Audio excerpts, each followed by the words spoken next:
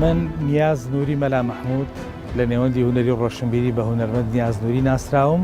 کاندیدی ژمارە 59 لەسەر لیستی 105 یەکێتی نیشتیمانی کوردستان. من بۆ 4 ساڵی ئایندە دەمەوێت بمە ئەندامی پەرلەمانی کوردستان. بۆچی ئەمێ بمە ئەندامی پەرلەمان؟ بڕوام وایە کە هونەرمەندان و ڕۆشنبیران پێویستیان بە دەنگێکێن ناو پەرلەمان بۆ دەرکردنی یاساکانی تایبەت بە بواری ڕۆشنبیری و کلتوری. من بەرنامەکانم زیاتر لە بواری ڕۆشنبیری و هونەری و ڕێکخراوەیدا دەبێت، بەڵام ئەمە مانای ئەوە نییە کە من لە بوارەکانی دیکە کە لەگەڵ پەیامی و دروشمی لیستەکەمان یەکەگرێتەوە کار ناکەم کە ئەویش ئارامی بۆ ئارامی هەلیکار خزمەت. دیارە من ئەمەوێت بۆ ئارامی هەلیکار و خزمەت لە بواری هونەر و ڕۆشنبیریدا ڕنگ بداتەوە و ئێمە بتوانین کەرتی سینەما و کەرتەکانی دیکەی هونەر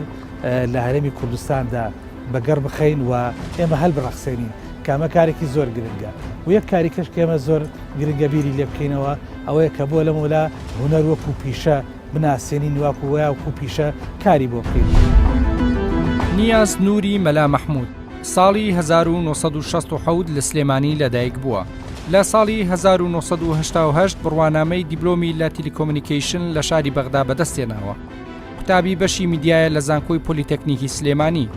نەقیبی سەندیکای هونەرمەندانی کوردستانە، ئەندامی بۆردی پایتەختی ڕۆشنبیریە، بەڕێوبەری ئۆرکێسترای سلێمانیە، ئەزمموی 40 ساڵی لە بواری هونەری میوزیکدا هەیە.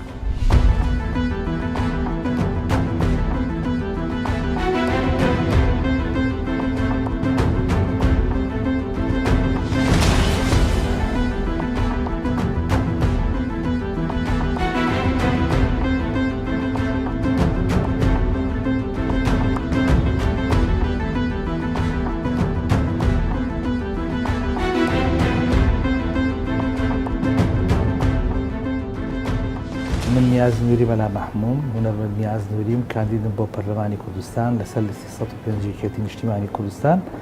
ژمارەم 59. من پرۆژەکانم لە بواری هونەری و ڕۆشنبیریە زیاتر بەو پێی کە خۆم هونەرمەند و ساڵانێکی زۆرە زیاتر لە 40 ساڵە لە بواری هونەریە کارەکەم، پێم وایە گرنگیدان بە کلتور و ڕۆشنبیری کارێکی زۆر گرنگەوە پێویستیمان بۆیە کە لە پەرلەمان و لە سەرئاستی باڵای حکوومەت کاری زۆر جدی بکەین بۆ ڕێخستنەوەی بواری کلتور و ڕۆشنبیری و ئێمە پێویستیمان بۆ هەیە کە سیاسەتێکی کلتوری گرنگ لە هەرێمی کوردستانەدا بڕژین بۆی بێتە بناغەیەکی پتە و کاریگەری خۆی هەبێت لە پێشکەوتنی کۆمەڵگای ئێمە. من خۆم دەستپێکردم لە چالاکی قوتابخانەکانەوە بووە لە تەمەنی 10 ساڵیەوە بووە، بۆیە بە گرنگم زانی یەکەم جار بێمە چالاکی قوتابخانەکان و ڕاو سەرنجی بەڕێزت بزانم لەسەر ئەو گیرروگرفتانەی کە لە بواری پەروەردەی هونەری لە چالاکی قوتابخانەکان و لە قوتابخانەکانە ناوەندەکانی خوێندندا هەیە و ئەگەر هەر پێشنیاری شتەبێ بۆ من. بەڕاستی ئێمە چالاکی قوتابخانەکانی سلێمانی و هەموو هەرێمیش ئەو مشکیلانەمان هەیە، بەڵام یەکە لە گرنگترین شتەکان کە ئێمە سەرپەرشتیارانی هونەری لای ئێمە و لێرەوە سەردانی ناوەندەکانی خوێندن ئەکەن. بۆ نمونە منهەجێک نییە بە هونەر کە ئێمە خەمخۆری هونەرین و خۆشت زۆر باش ئەزانیت. مۆسیقا مامۆستا خالی سەرکار منهەجێکی داناوە تا بنەڕەتیەکان لە باخچەکانە بۆ بنەڕەتیەکان، ئەمە شتێکی زۆر باشە و مۆسیقایان جیا کردوێتەوە، بەڵام مەسرح و شێوەکاری کاردووکی پێ ئەوترێ هونەر ئەمە هیچی منهەجی نییە. ئەوە کوێتە سەر مامۆسای هونەر چۆن بە پلان و بەرنامەی خۆی منهەجێک دابنێ وە ساڵەکە بەسەر قوتابیان و خوێندکارانە دابەشیکە ئەو منهەجە بڵێتەوە. کەواتە بێجگە لە پێشنیاری دانانی پرۆگرامی خوێندنی هونەر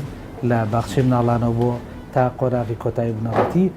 چ پێشنیاریکەت هەیە بۆ خۆم ئەگەر من لەم بوارە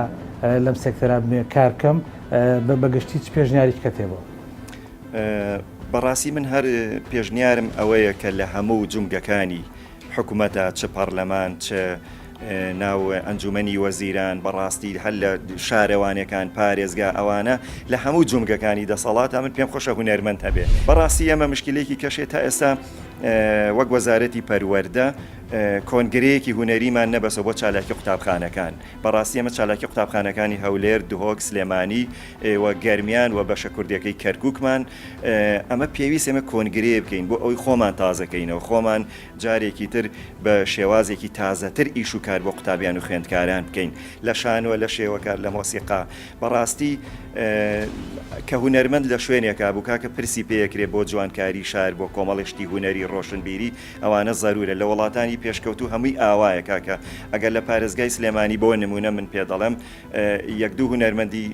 مۆسیقا شانۆ شێوەکارەوانی لێبێ هیچ نەبێکە لە ناو شاری سلێمانی پەیکەرێک دانرا لەسەر جادەیەک ئەو بتوانێت یعنی شتێ بکە کە شوێنێکی گونجاوی بۆ دابنرێت کە بتوانێت کۆمەڵێشت کە بۆیە زەرورێ لە پەرلەمان لە هەموو شوێنێک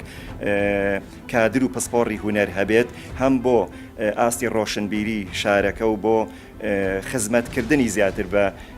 هوەر و هوەرمەندان من ئەو بەڵێ نادەمە گەر متمانم بەدەستێنا چوومە پەرلەمان لە ڕێگەی لیژنەی پەروەردە لە پەرلەمان و لەگەڵ بە هاوکاری لەگەڵ لیژنەی ڕۆشنبیری پەرلەمان ئەو کاتە بتوانین هەمانگیەک لەگەڵ وەزارەتی پەروەردە و لەگەڵ وەزارەتی ڕۆشنبیری بکەین و یەکێک لەو بەرنامانێک کە ئەبێتە بەرنامەی کاری من ئەو کۆنگرە هوەریە خودە و کۆنفرانسە هوەریە کە وەزارەتی پەروەردەبی بەستێ بە هاوکاری هەموو لایەنەکان بۆی هەوڵ بدەین هەم پرۆگرامێکی هوەری هوەر لە خوێندنگا بنەڕەتەکان و لە باخچی مناڵانەوە هەبێت هەم ببێتە پرۆگرامێک کە دواتر لە پەیمانگای هوەرە جوانەکان و لە ئەکادمی هوەرە جوانەکانیش تاواکاری بکرێت زۆر سپاس دەکەم کاتی خۆتت بۆم بەخش.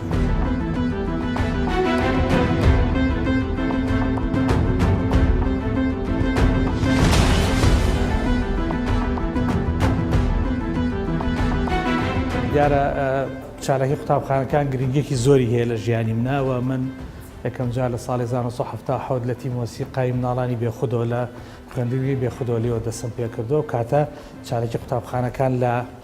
سەرکارێز بوو بینا کۆنەکە ئەو کاتە نەشاتیان پێوت بۆیە من کە دایمە دەمێرە یادیارێکی زۆر خۆشم هەیەەوە سەردەی مناڵی بیرەکرد.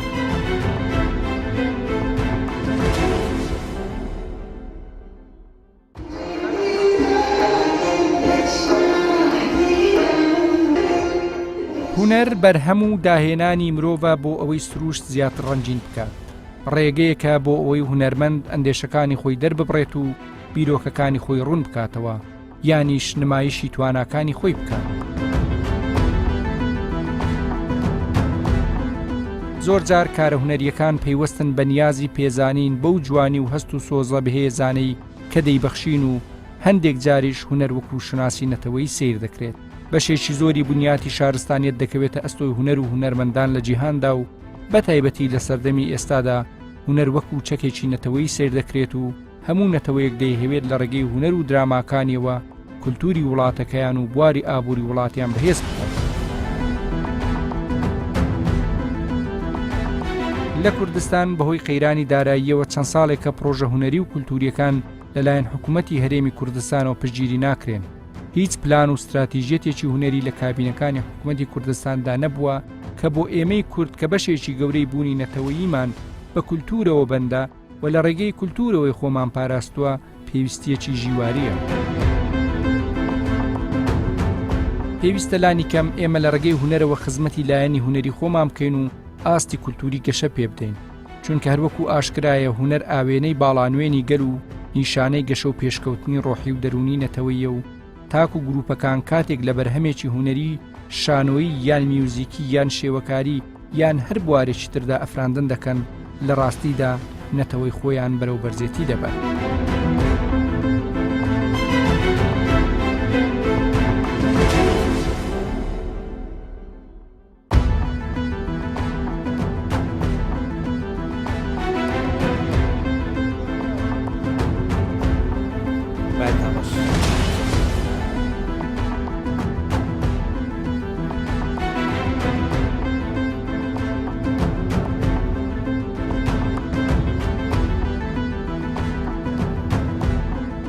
ئەو کێشە و ئاستەنگانە چین کە لە بەردەم خوێندن لە بەتایبەتی لە پەیمانگای هوەرە جوانەکانە هەیە و ڕای بەڕێزت چییە؟ من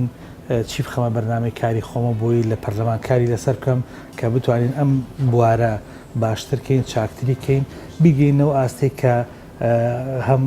ئاواتی ئێوەی هەم ئاواتی ئێمە بۆی بتوانین کاری لەسەر بکەین. بەڕاستی کاگنیازەمە ئاریشەیەکی گەورەیە کە بەرەوشیە ماگەن بۆ خۆمەوە دەوری 28 ساڵە لێرە کە مامۆستام پەیمانگە ئێرە بە چەند قۆلاقی کاتێ پەڕیوە گرنگترین ئاریشە کە هەمان بێت وەکو پەیمانگەکانی کوردستان ئاریشەی مۆزوعی بینایە، ینی هیچ بینایە لە بیناکان بینای تایبەت نین، ینی شایەوە نیم بۆ فێربوونی هونەرەکان بەگشتی. من یەکێک لەو ینی باشتێک باسکن حکوومەتی هەرێمی کوردستان هەتا ئێستا کەناڵێکی فەرمی خۆی تەلەڤیزۆنی نییە لە گرفتەکان لەبەر ئەوە چۆن ئەتوانێت کۆنتترۆلی هەموو ئەو دەستگا میدیایانە بکات کە لە دەروی سەیتەری ئەون و زۆربیان کەناڵەکانی ئێمە کەناڵی حیزبین و تەمیلەکانیان لە حیزبەوەیە. کێشەیەکە کە من حەزەکەم لەگەڵ تۆ باسی بکەم کێشەی تیپ و گروپە هونەریەکان لە هەرێمی کوردستان لە بوارەکانی مۆزیک و لە بوارەکانی شانۆ بە تایبەتی. من ڕاستی ئەمێ لەسەر بابەتێک کەش ڕای بەڕێزت بزانم و قسێکی لەسەر بکەین. کێشەی تیپ و گروپە هونەریەکان لە هەرێمی کوردستان و بوونی زۆرێکی تیپ و گروپی هونەری لە بوارەکانی مۆزیک و شانۆ بە تایبەتی و ئێستا کۆمەڵە شێوەکارەکانیش دروست بوون و کەرتی سینەما دیارم کاڵم کارتی سینەما لە بەرەی سینەما هونەرێکە هونەری حوتەمە تێکەڵا لە بینی پیشەسازی هونەرە. ئێمە زانین حکوومەت کاتی خۆی جۆرێک لە پاڵپشتی بۆم تیپ و گروپانە هەبووە و ماوەی 4 ساڵ ئێستا بەخشینی هەموو تیپ و گروپانە ڕاگیراوە. بەڕای تۆ چی بکرێ بۆ ئەوەی کاری فەند یاخۆت بەخشین بۆ ئەم تیپ و گروپانە ڕێک بخرێتەوە بە شێوازێک بێ هەم تیپ گروپەکان بتوانن کاری باشی لەسەر ئەنجام بدەن و هەم حکوومەت بتوانێت چاودێریکردن و متابعکردنی هەبێ و لێپرسینەوەی هەبێ ئایا ئەم شوێنانە کە پارە وەرەگرن لە حکوومەت بۆچی جێبەجێیەکەن ئەم کارانە کاری باشی هەبێ. من حەزەکەم لەسەر ئەوە ڕای خۆتم پێ بڵێ. من ئەمەیە حکوومەت زۆر بە جوانی بیر لەوە بکاتەوە کەی بازارێک بۆ هەموو هونەرەکانە دۆزێتەوە. ئێستا حالیان بازارێکەیە بۆ جۆرێک لە هونەر بەڕاستی ئەبێ حکوومەت بیر لەوە بکاتەوە چۆن بازارێک دروست بووە بۆ ئەو فەنەی ئێستا کە هێوانە وەزیفەیەکی تایبەتی هەیە لە ناو کۆمەڵگاکەمانە باشە ئەبێ بازارێک و زەمینەیەکیش بڕەخسێنێت بۆ فەن نەجاتەکان.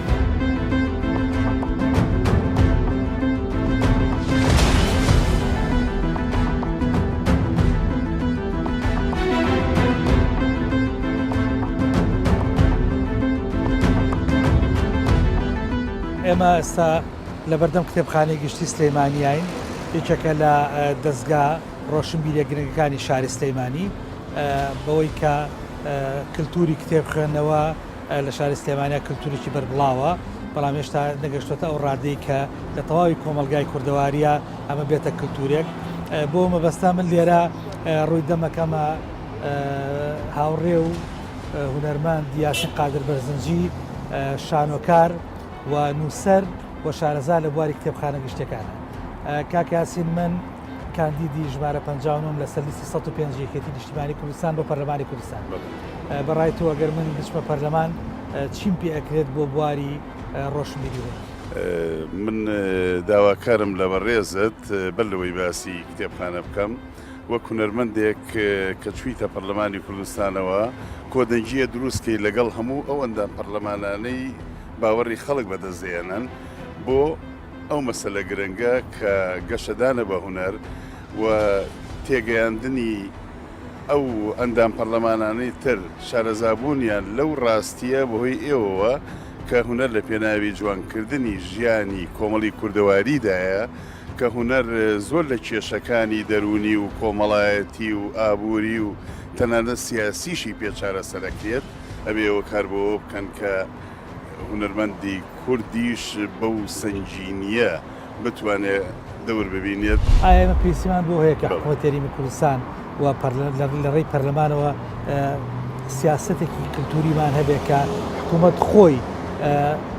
سەرپەرشتی چاپکردن و نووسینی کۆمەڵە کتێبکە یاخود کۆمەڵە کتێب وەرگێڕێتە سەرزمانی شیرینی کوردی کە ئێمە لێرە سوودی هەبێت بۆ کۆمەلگاکەی ئێمان وە سوودی هەبێت بۆ ئەو سێکتەرانە بە تایبەتی سێکتەری پەروەردە لە پێشە مشتێکیانەوە. پەرلەمان لیژنەی ڕۆشنبیری خۆی دیاری کرد دڵنیام ئێوە کەی ئومێدم وایە بچنە ئەو پەرلەمانە و وەلەو لیژنە ڕۆشنبیری و هونەریە دەوری کاراتانە بێ لەوێدا دەبێ ئاور بدەنەوە لە ڕەوشی کتێبخانە گشتیەکان لە ڕەوشی کتێبخانەکانی تر کتێبخانە فەرمیەکانی کوردستان بۆ مەسلەی کتێب و چاپەمەنی لە کوردستانە بزاوێکی زۆر گەرم و گوڕە ئەم ساڵانەی دوایی نەبێ بۆی ئەو ڕۆژەداراییەوە کە بەڕاستی حکوومەت خۆی ڕۆلی بووتیایە ئەیتوانی زیاتر بودجە دیاری کات بۆ چاپکردنی کتێب لەلایەن دام و دەستگاکانی سەر بە وەزارەتی ڕۆشنبیری حکوومەت هێرێمەوە بەڵام دەستگایەکانی چاپ و بڵاوکردنەوە وەکو سەردەم وەکو ئاراز وەکو موکریانی وەکو بنکەیژین وەکو هەموو ئەوانەی ترکە لە کوردستانە هەن ئەوانەی بادینان ڕۆڵێکی زۆر ئەکتیڤ و کارایان هەیە ئێستا قەیرانی کتێب نییە لە کوردستانە بەڵکو قەیرانی خوێندنەوەیە قەیرانی شوێنی خوێندنەوەی لەبارە هیوادارم ئەم پەرلەمانە و ئەم حکوومەتەی کە دروست دەبێت جیاواز لەوانەی پێش و جیاواز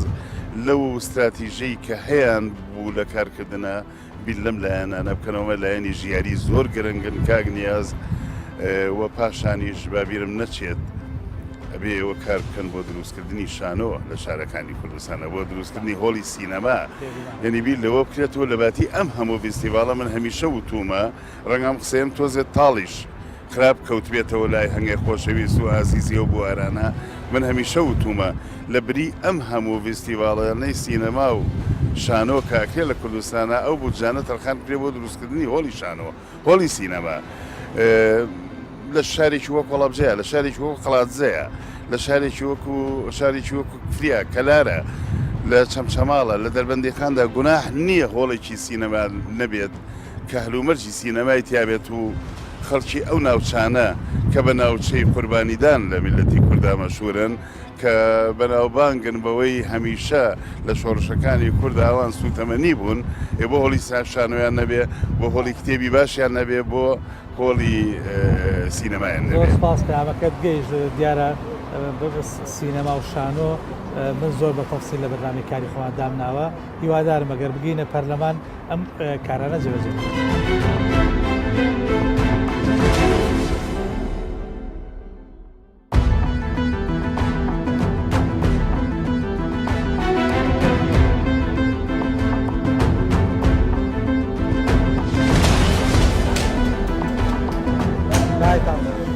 کاگە جەمال من کاندیدم بۆ پەرلەمانی کوردستان ژمارەکەم 59 لەسەر لیستی یەکێتی نیشتیمانی کوردستان بەڕای تۆ گەر من بچمە پەرلەمان چیم پێکرێت لە بواری هونەر زۆرە من ناتوانم ئێستا ئەو هەمووانت پێ بڵێم بەڵام ئەتوانم بڵێم هەتا بۆت ئەکرێت کارێک بکە لە پەرلەمانە ئیشەڵڵا دەریژەچی کارێک بکە لە پەرلەمانە خەڵک وا ڕۆشنبیر بکەیتەوە کە کەلتور و کەلەپوری خۆمان بێنەوەکایە هیوادارم بتوانیت هونەرمەند وەکو هونەرمەند بێڵیتەوە زیاتر و ئەتوانم زیاتر خزمەت هونەرمەندا بکەی لەڕێ ئەو پرۆژەیە یاسانی کە دەرەچێ و بتوانی هونەرمەند تۆکمەترکەی بۆی کە بتوانێت زیاتر لە ڕووی هونەرەکەیەوە لە هەموو مەجالەکانی هونەرە زیاتر خزمەت تۆ خۆ هونەرمەندی حتمما ئیش بۆ هونەرمەندانەکەی و من سیقەم پێدە چکە چەند ساڵێکە ئەگام لە ئیش و کارەکانتە زۆر بە جوانی بەڕێوەیە بەی هیوادارم سەرکەوتوبی ئێستا هەموو ئیشی هونەری وەستاوە هەوڵبی یعنی دەرگایە بکرێتەوە دراما مۆسیقا ئەو گۆرانی بێژانە کلیپ یعنی نەماوە ئێستا هونەر تەواو هەموو دەرگاکان داکراوە بەڕێستان خۆتان هونەرمەندن ئەگەر بتوانن ئەو دەرگایە بکەنەوە بە ڕووی هونەرمەندانە شتێکی باشە و بژێوی هونەرمەندانی حەز دەکەم یەکشت بڵێم کە لە پەرلەمانی کوردستانە ئیشەکەی خزمەتی میلەتەکەمان بکەین نەک بە تەنیا هونەرمەند بۆ هەموو چێژ و گروپەکانی بۆ هونەرمەندانە هەوڵ ئەو خانەنشینێک کە چەندین ساڵە هەوڵی بۆ ئەدەن هونەرمەندان داوایەکەن ئەوە جێبەجێ بکرێت باش شێوەیەک بێ شت زۆر گرنگە بۆ هونەرمەندان کە تۆ توانی بیکەوە و کردوشتە بەڵام زیاتر هەوڵی بۆ بدەیت ئەتوانی لەڕێی کاندیدبوون و بە پەرلەمانی کوردستانی عراق ئەتوانی لەو ڕێگەوە بەڕاستی دەنگی ئێمە و موشیلەکانی ئێمە و تەنگ و چەڵەمەکانی هونەرمەندان بگەێنیتە ئەو شوێنە کە هونەرمەندان چەند بێ نازن چەند سێدێ دەرەکەن چەند بڵێن لە نیوێ ڕێگاکە زۆریان پەکیانەکەوێ زۆریان وازیان لە هونەرەیە هێناوە ئەو کاتە ئەتوانی بەڕاستی تۆ هەم داوای مافەکانی هونەرمەندان بکەی هەم کارێکمان بۆ بکەی دڵنیاشم پێدەکرێت.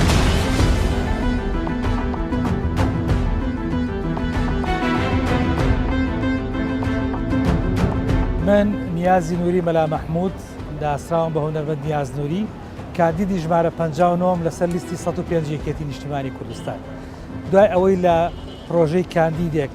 ئەمڕۆ جۆم لە ڕای زۆر لە هونەرمەندان و مامۆستایان و هەروەها ئەو خەڵکانەی کە گفتوگۆم لەگەڵکردن زیاتر باس و خواسەکان و داواکاریەکانی ئەوان لە چوارچێوەی دابینکردنی ژیانێکی باش بۆ هونەرمەندان و ڕۆشنبیران بۆ بە یاساکردنی ئەو کارانەی کە لە هەرێمی کوردستان ناکرێ لەگەڵ ئەوەی کە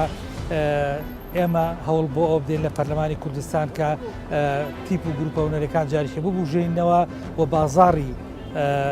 هونەر جاریکە ببوژێنەوە و هەلی کار لە بواری هونەرە ئێمە دەستەبەر بکەین. بۆیە من زیاتر بەرچاوم ڕوون بوو و ئەو بەرنامەی کە خۆم هەم بوو بۆ لە مۆلا زیاتر جەختی لەسەرەکەم بەرنامەی من بۆ پەرلەمانی کوردستان ئەگەر متوانێت ئەوەی بەڕێز وەربگرم زیاتر لە بواری ڕۆشنبیری و هونەری و کولتوری کارەکەم وێڕای ئەو بەرنامانێکی کە لە لیستی حیزبەکەمدا هەیە و لەژێر دروشمەکەمان کە بۆ ئارامی هەلی کار خزمەتە هیوادارم کە دەنگی ئێوەی ئازیز و خۆشەویست بەدەست بێنم و بتوانم پێ بدەن لە پەرلەمانی کوردستانە بتوانم ئەو داخوازیانەی کە هونەرمەندان و ڕۆشنبیران هەیەە و ئەو بەرنامانەی کە خۆم ئامادەم کردووە بتوانم لە پەرلەمانی کوردستانە بیگەن و ئەنجام بۆ خزمەتکردنی کۆمەڵانی خەڵک بە شێوازێکی گشتی و بۆ چینی هونەرمەند و ڕۆشنبیر بە شێوازی